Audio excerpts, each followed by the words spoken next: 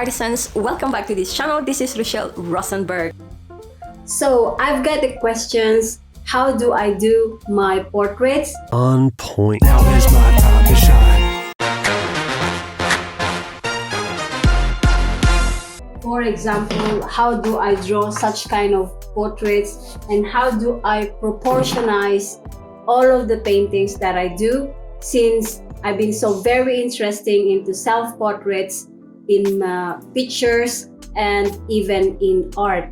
So I wanted to give you some interesting tips on how to hold your pencil.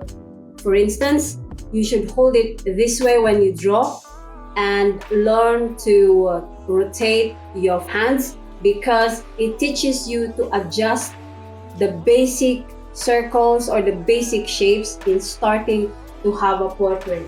For example, I basically started with the shape, and the shape was a little bit of oblong, but the skull is always kind of oblong or circle depending on how they are posed. So for this part, she is facing right there, and I just could see her sideways. So this is the nearest to the viewer, which is the hands and even the cheeks. And basically the main topic that I could see here that my eyes is drawn to is these flowers. Now when I draw this and I started, I actually just went into the basic shapes, which I could see this basically triangle, and then I went into the oblong shape because I was thinking of the skull and the cheekbones going back to the head sculpt, and I just went through the proper proportions afterwards and adjusting it. So that is why you have to learn how to hold your pencil first. The main reason why I tell you that is because when you hold your pencil like this, you can notice when you write on a paper that you have a different kind of pressure that you are putting onto the pencil. But when you hold it like this way, it's more easier for you to control the pen pressure, even to control how strong the contours or the lines can be. And the contours that I'm talking about here is, for example, these lines that you see, okay? These are the shadows behind the strong contour lines, and you can actually see the differences between them. Now, I want to show you how do I start with all the portraits that I do. So most of the time I observe people, and I'm so much observant about the structures of the bones, the muscles, how they're connected to each other. And I always very, very charmed or attracted to draw portraiture, face expression. I like the way of the different poses and to make them integrated in my art. So let's jump in, and I'm gonna show you how I start, okay? All right, so here is a portrait that I already started, and my main goal to this is to paint this into a watercolor.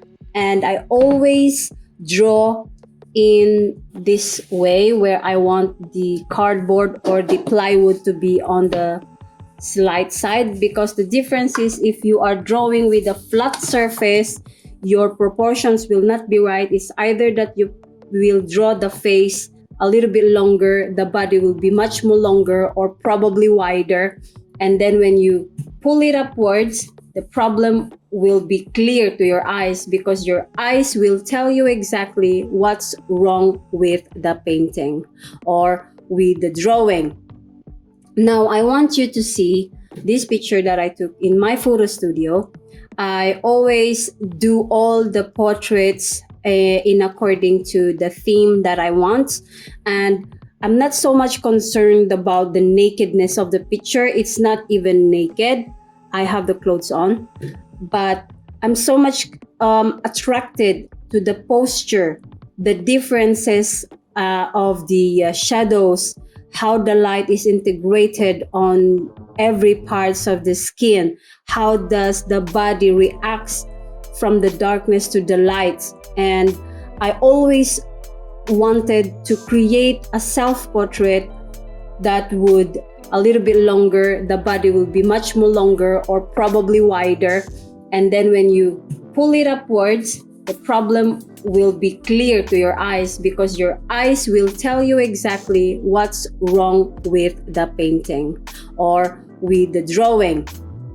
Now, I want you to see this picture that I took in my photo studio. I always do all the portraits in according to the theme that I want, and I'm not so much concerned about the nakedness of the picture. It's not even naked. I have the clothes on, but I'm so much attracted to the posture, the differences of the shadows, how the light is integrated on every parts of the skin, how does the body reacts from the darkness to the light. And I always wanted to create a self-portrait that would depict the way that I truly feel about myself, and also what do I truly feel about life. So that's the main goal of the self-portraits that I do like this. And also another thing why I do things like this is because these are the ways that I could develop myself into photography, because I'm working also as a photographer, and that I could see if the way that I pose would actually be great to impose on my clients or on my models. And in that sense, I could create much more creativity. So the main idea in drawing is actually you can use any different thing that you could put under. It's either a flat box, and you can just put on a plywood and paste bond paper or something. You can also have your board a little bit in a tilting position. It should always be tilted, because when you are sitting in a chair, it's more easier for you to draw. And I always hold my pen this way, right, or that way. But there's also different kinds of pressure when you hold your pencil like that, all right? And it's the same in the brushes. I always hold my brushes this way, not unless I do the details, then I hold it a little bit closer that way, all right? Now, I'm just gonna give you a quick tip about this self-portrait that I'm trying to do.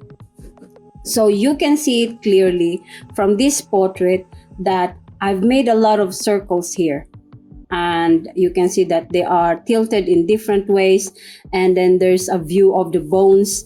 As you can see, I know for some reason, because I'm working within the medical, that there are different sorts of positioning when it comes to the body. And since from the viewer, the camera is actually a little bit upward, so what's near the viewer is actually my arms. I think it's clear to see in this picture that what's near the camera was my arms and this part of legs. And I'm actually shocked on how I looked in this picture. I'm shocked that, oh damn, my legs are so fat, I think. But actually, I'm not so much concerned about that now. It's just when I look at it closely. Now, I'm so much looking onto the bone structures. So just to make it a little bit more right, I actually made a circle here because I'm including the skull, because I know that my skull is actually circle from behind here. So I made that circle. And basically some people draw it like cross, but I could not learn so much about that since I was little. I tried to do that, but it's difficult for me to adjust the proportions. So I've learned that from doing the circles and learning from the shapes or adjusting from the shapes, it would teach me a little bit better proportions and adjustments. I basically use the neck and the torso as a cylinder. I'm always thinking that it's a cylinder. So if the cylinder is actually in this position, then I know where the shadow will be.